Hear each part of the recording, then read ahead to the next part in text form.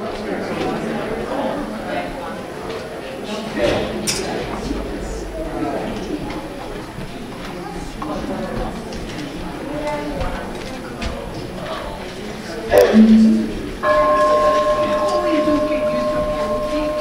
Good morning.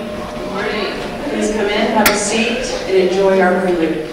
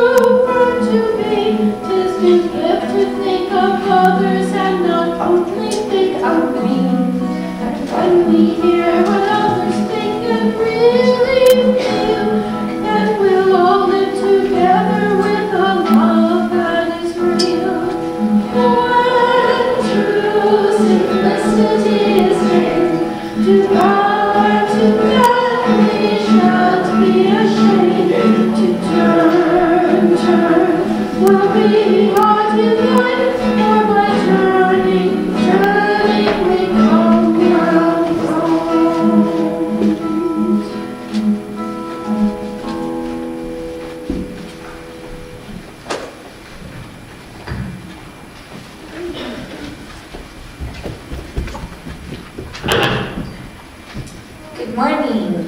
Welcome. As we begin, please turn off all electronic devices. I invite you to enjoy the chapel in the back of the sanctuary and note joys and concerns in the book there. If you have little ones, we do have a nursery downstairs. And after our service, I invite you all downstairs to enjoy hospitality and to greet one another. We have had a change of plans, but the children will stay upstairs during the service today. Finally, please note the announcements in your order of service, with many ways to be engaged in this vibrant community.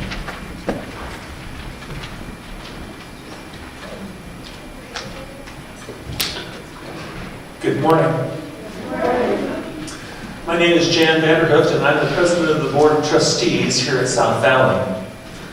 The board is integral in weaving the web of our community. All teams and committees connect through our board liaisons. As our board has in it many people who are absent today, but I think you should know who they are. Ann Scarborough is vice president, Cody Pace is treasurer, Ann Hess, secretary, is doing the sound booth and streaming this morning. Sandra Roach, Paul Carlson, and Laura Quigley are also members of the board at large. We are a covenantal rather than a creedal church. That means that from the pulpit, we want words spoken personally and sincerely but we have no required beliefs or creeds. Instead, using our 7 principles to guide us, members covenant with each other, mutual support.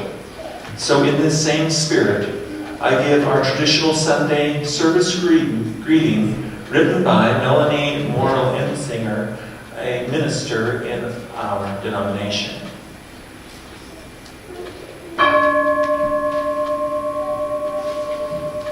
Come, come, whoever you are. You are welcome here.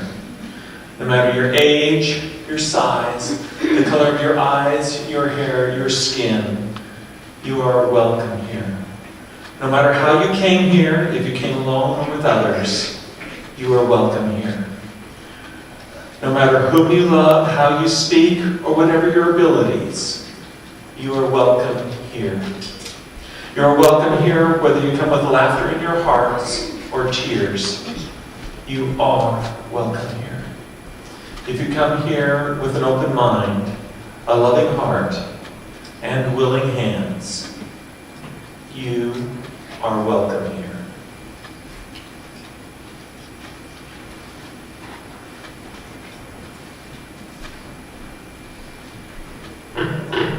Good morning. Good morning. My name is Melissa. I don't have my name tag. I left it at home.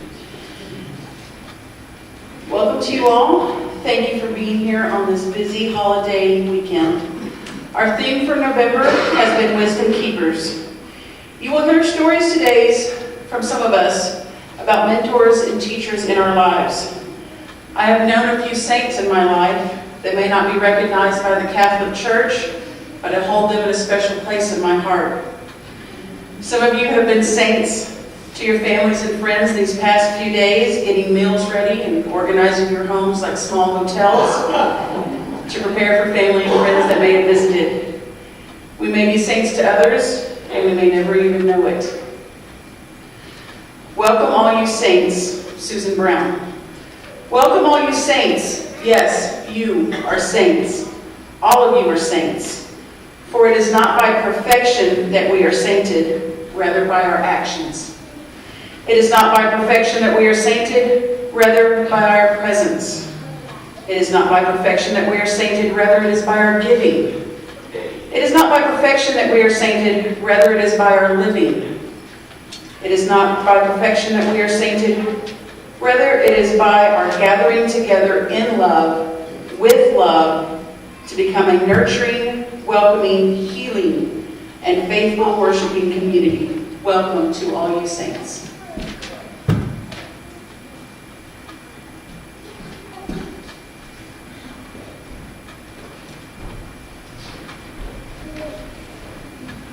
Will you all now please open your hymnals to hymn 1021, and please rise and bow your spirit as we sing Lean on Me.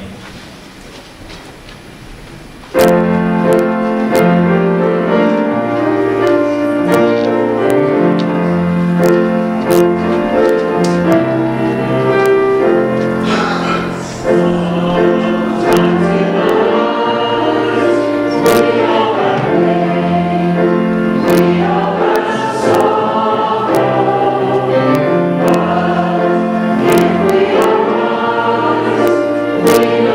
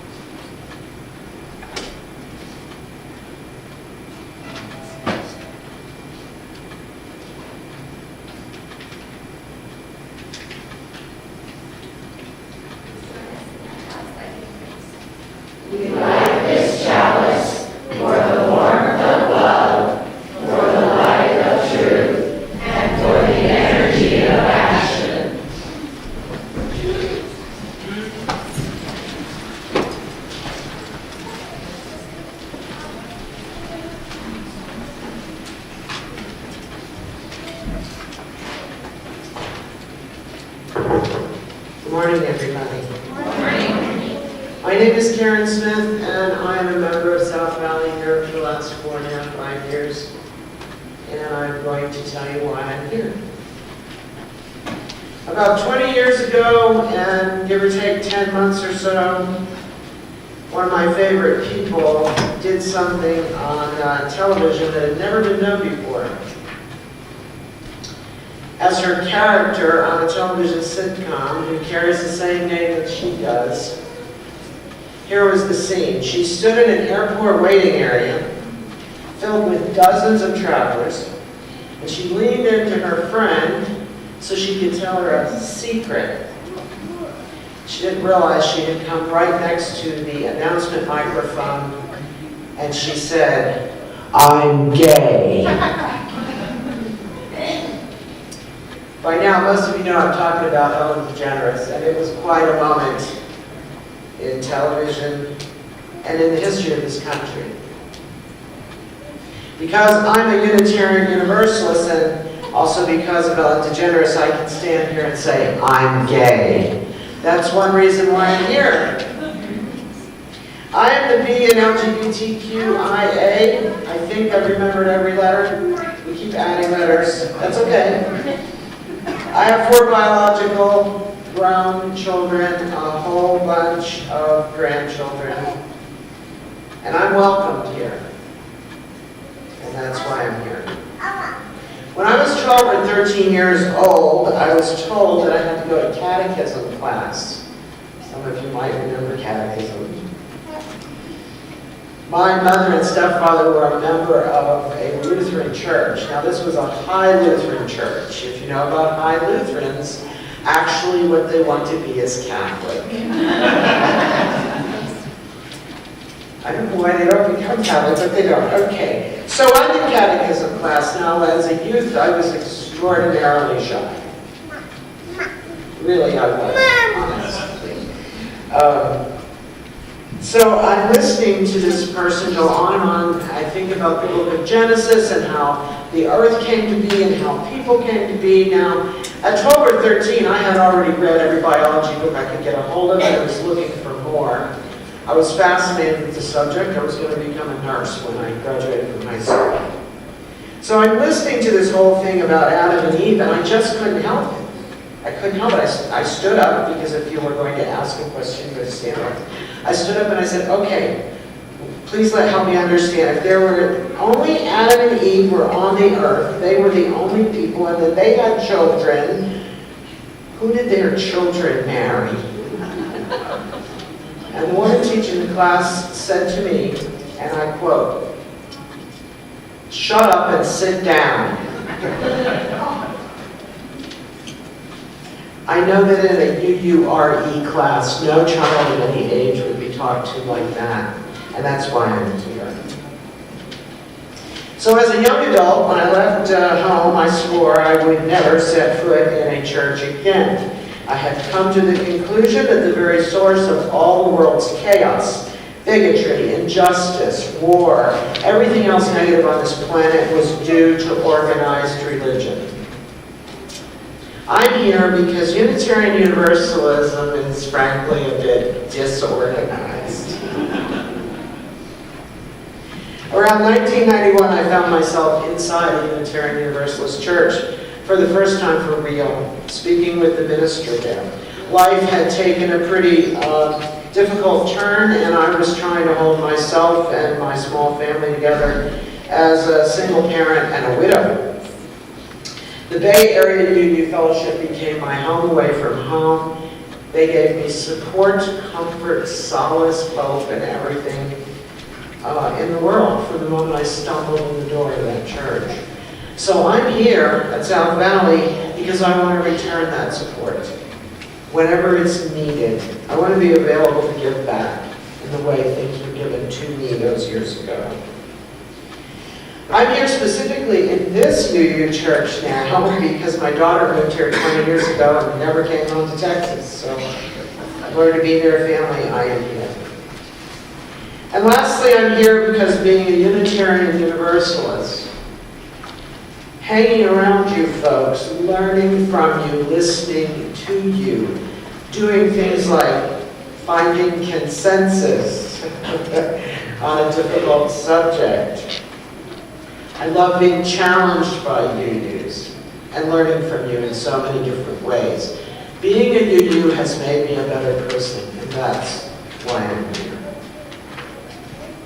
But I gotta leave you with a joke. Why did the UU cross the road?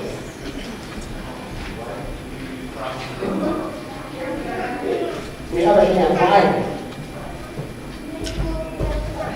I love that answer. And here's mine. To support the self-actualization of the chicken in its own responsible search for truth and meaning.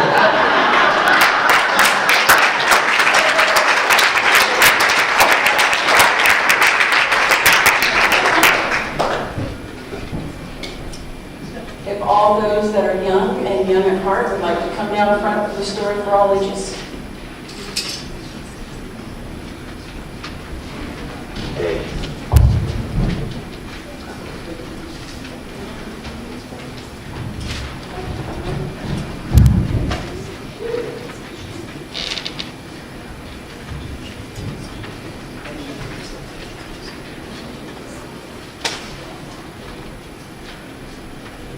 Good morning. How many of us have been told that we are something we're really not? Anyone else? Yeah. So we're going to read a story today called The Ugly Pumpkin. How many of us saw pumpkins this past few days? Pumpkin pie? Yes. You had pumpkin pie? It's yummy. I am the ugly pumpkin, as you can plainly see. Of 100,000 pumpkins, none are quite like me. Which one's different? This one.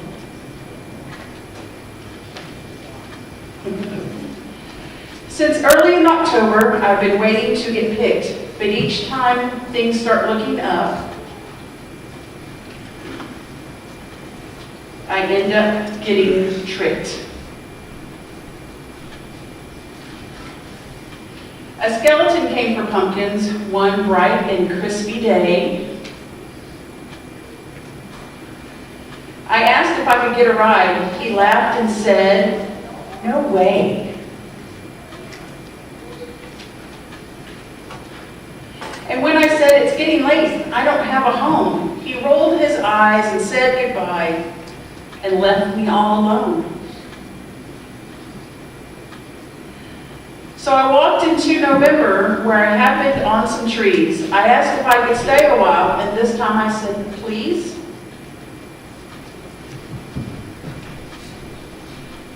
The trees all started smiling, and then one finally spoke. "Take off your boots and spread your roots." Another cruel joke. Pumpkin's having a hard time. "I am the ugly pumpkin," I shouted to the sky.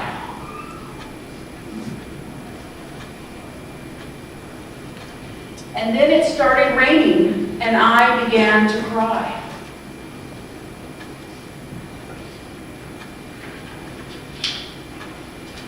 I took shelter in a garden that was overrun with squash.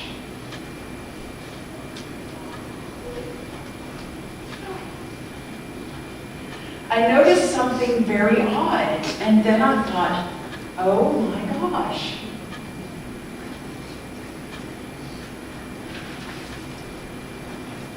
Oh my gosh, I'm a squash.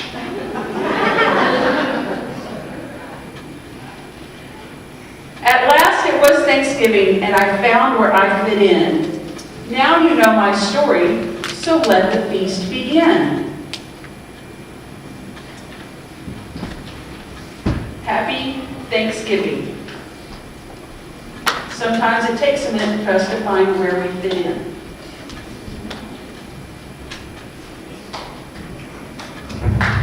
Okay, so Liz is ill, so there is no children's chapel today. However, junior high, if they want, we still have class downstairs.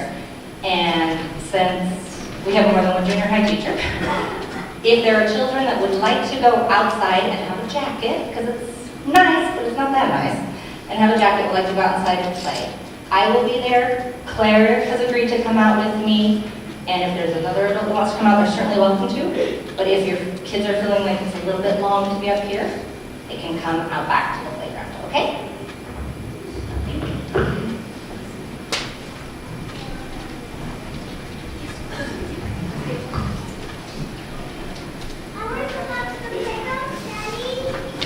I'm glad that Karen said, why she likes our church, because I'm a little disorganized sometimes.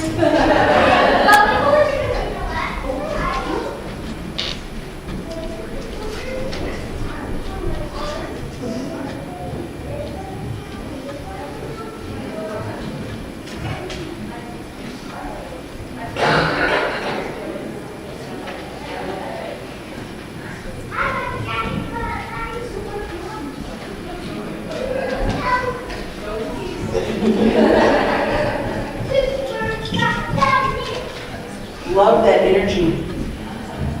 Bless your souls.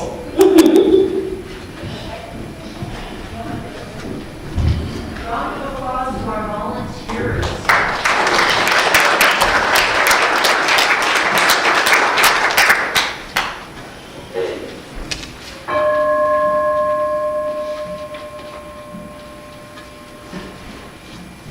We return thanks to our Mother, the Earth, which sustain us. We return thanks to the rivers and streams which supply us with water. We return thanks to all herbs which furnish medicines for the cure of our diseases. We return thanks to the moon and the stars which has given us their light when the sun was gone. We return thanks to the sun that has looked upon the earth with a beneficent eye. Lastly, we return thanks to the Great Spirit, in whom all is embodied, all goodness, and who directs all things for the good of her children. This is an Iroquois blessing of thanks.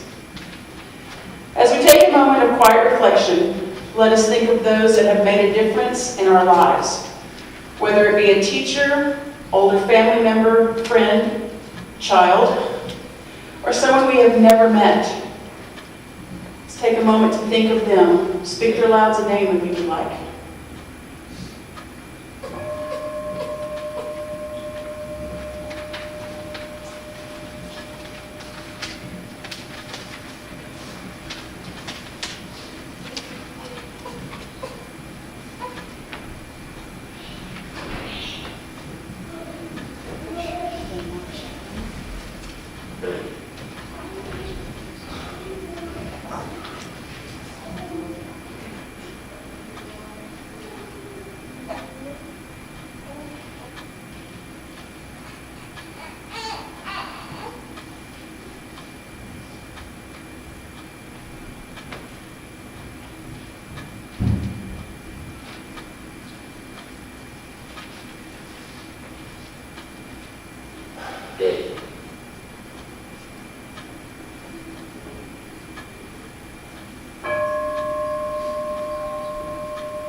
May we all be a light in somebody's life.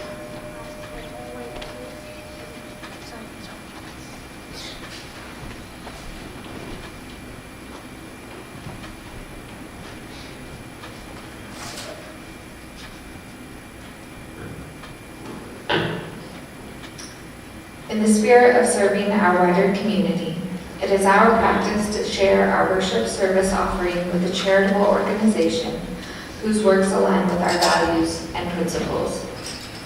For November and December, we will donate half of our offering to the Hurricane Maria Community Relief and Recovery Fund, created to help the most vulnerable communities in Puerto Rico that have faced terrible destruction and have little resources to aid in their recovery. All donations to this fund will be used to support immediate relief or long-term equitable building. Will you join me in saying the words printed in our order of service for our offering? We are this church. We are its hands, its heart, its voice. Together we share in the wealth of this community and sustain it with our gifts.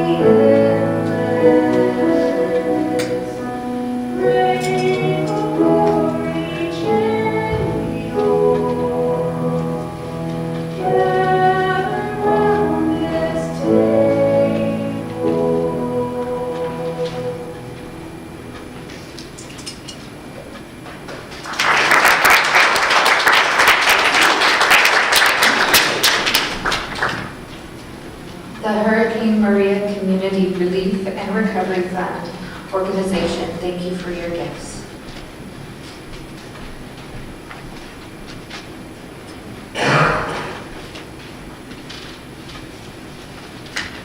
Hi, my name is Monica Searles. I am in the high school class. I've been coming for as long as I can remember. I chose to speak about my current Spanish teacher as a mentor. I've been in his class for almost 2 years, and he's the best teacher I've ever had. I've never seen him talk down to a student, which is a skill that a lot of teachers I've had don't do. So many of the teachers at my school and in many schools don't come into class with a mutual respect between student and teacher, and he's always worked hard to create that feeling.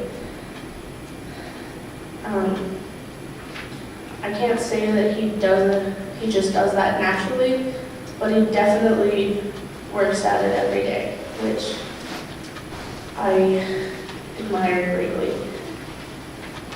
I chose to speak about him because he has many qualities I hope to gain as I grow up. He is the patience of a saint and always tries to go beyond to talk to the students and make them feel like he's their friend and not just their teacher. And he doesn't throw around punishment blindly. He tries to see if there's something deeper going on. And I hope that as I grow older, I will be able to, if I'm ever someone's superior, I hope to be able to talk to them and not just be their superior. Thank you.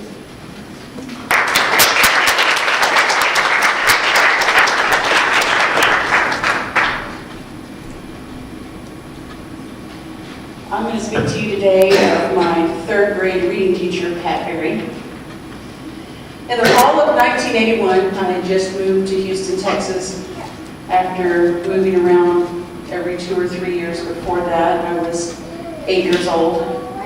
I entered the third grade, broken from abuse no person should ever have to deal with. I was scared of everything and everyone.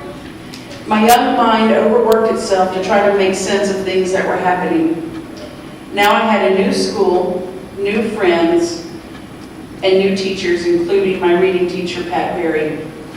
She took a timid, introverted child of tragedy and opened a whole new world. Through books, I was able to escape the reality of my life. When the bad dreams in my head would try to come around, Miss Berry taught me to read a story to help quiet the fears until I was strong enough to face them. She helped me find my imagination again. I became enamored with the written word. I read everything I could get my hands on. Some found it strange that a young kid would want to read Shakespeare while still in elementary school. Or that asking for a dictionary and thesaurus for Christmas when I was 11 made my dad do a double take. Throughout that school year, I blossomed and I felt myself becoming whole again. To this day, I still read to quiet my mind at night. Through the magic of Facebook, I'm able to talk to Mrs. Barrett again. And after all these years, I tell her frequently how she changed my life. She tells me things that she remembers about me that I have completely forgotten. She helped me find myself, and I helped her find the blessing of being a teacher.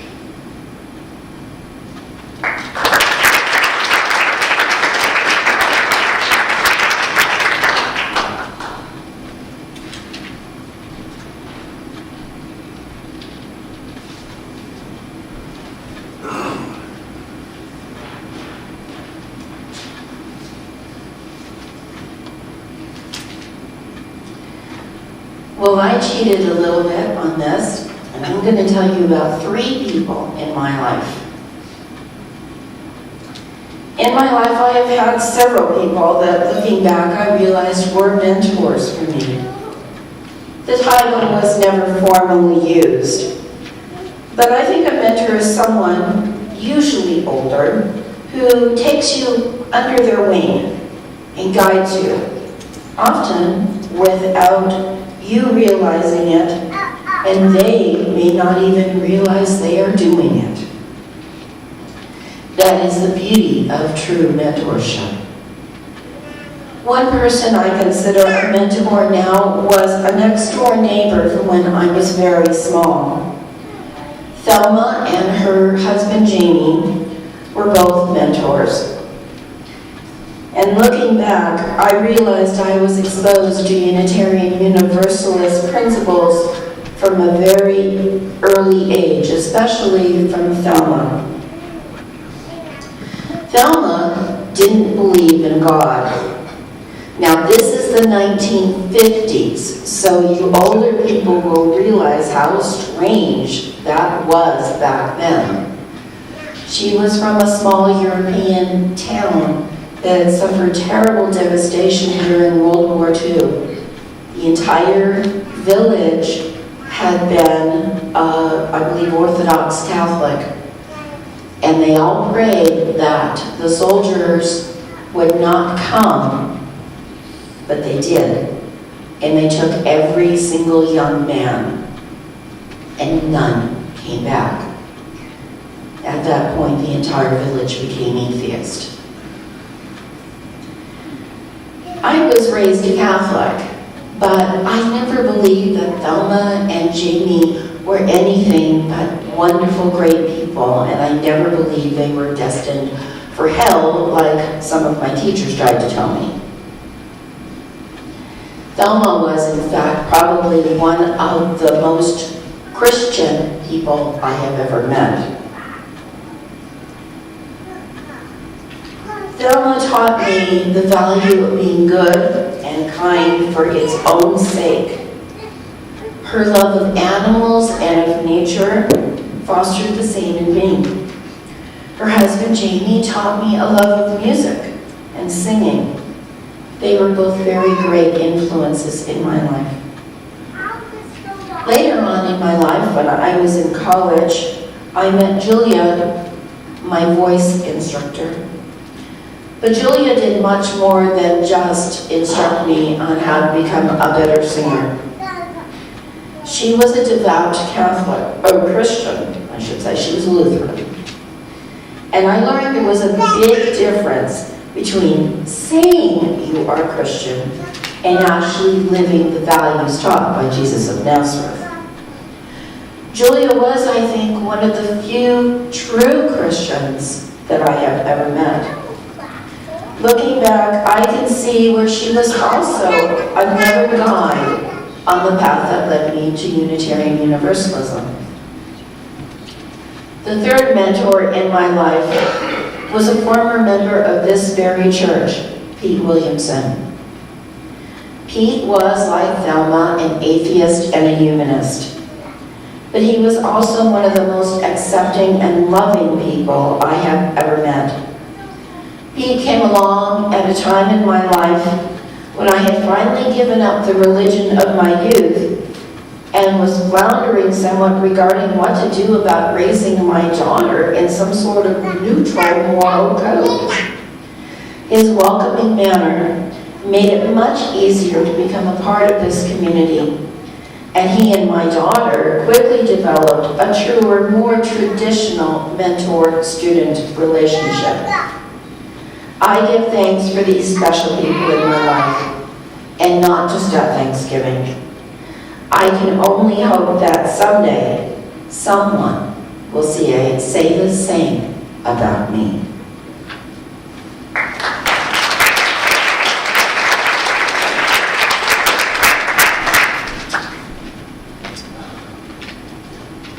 Will you please stand and body your spirit and turn your hymnals to 1064?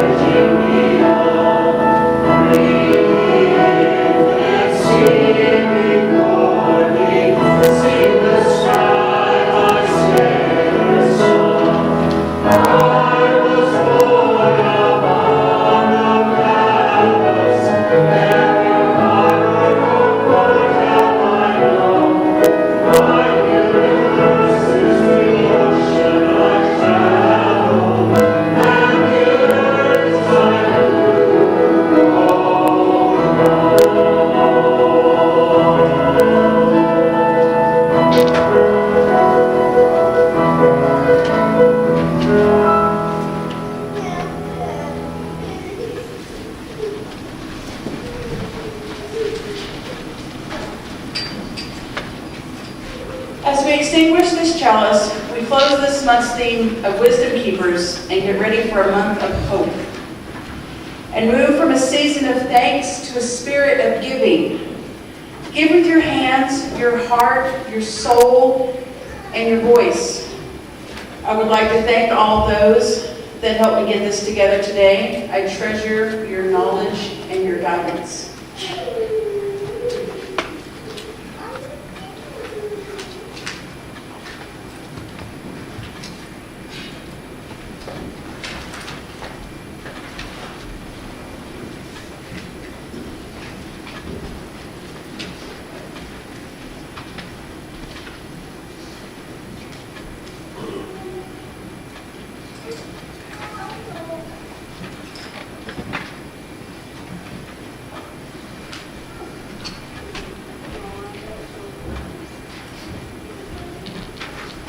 mentioned Pete Williamson. His internet username was Night Owl. This is a piece I wrote in his memories in 2005.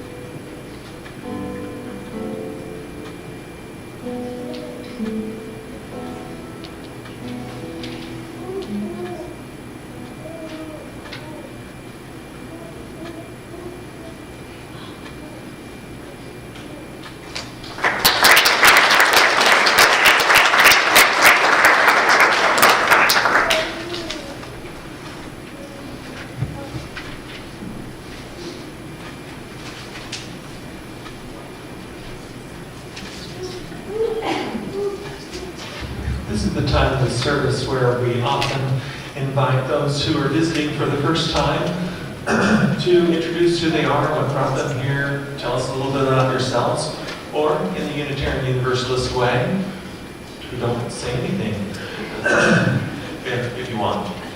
Is there anybody here who would like to introduce themselves who hasn't been here before?